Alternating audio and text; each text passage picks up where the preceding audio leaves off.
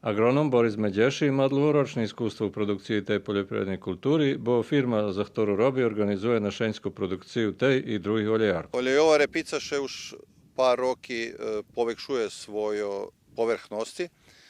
Interesantna je nam produkovateljom, pretože má dajaki pozitívni parametri, na ktorý môžeme rachovať.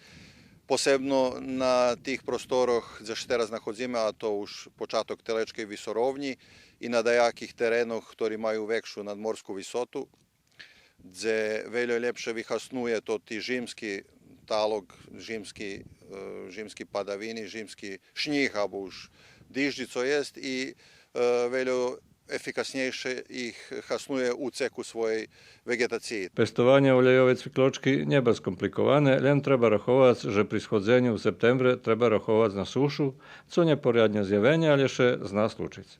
Rozumiše, že za to tu kulturu treba mať i dobri kombajn, odnosno pošorenje za košenje tih drobnih zrnoh, jak i dobri prikoči, že bi še zrno ne rozsipovalo prezdravo. Repica dosť zahtevna kultura.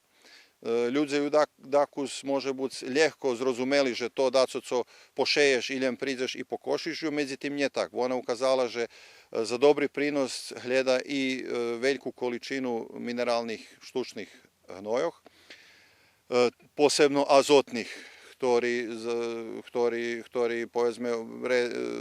ktorých treba primeniti 30 kg čistog azotu za 1 tonu prinosu. Znači, kad chcete mati 4 toni prinosu, treba da rozrucite 120 kg čistog azotu. To dosť veľké količestvo. Kolo zaštiti jest 5-6 pirskania, po jedno protiv korovčoh i horotoh, a ostatok zos insekticidami, protiv dopitih insektoh, jaki jest še vecej, ale ljem nje podčas kvitnuca, bo še tedy pozabivaju šitski pčoli i drugi hasnoviti insekti, ktorí barz ljubja jej polen i robja hasnovitu stvar, opraškivanje i tak podzvihuju urožaj za 15 do 20%.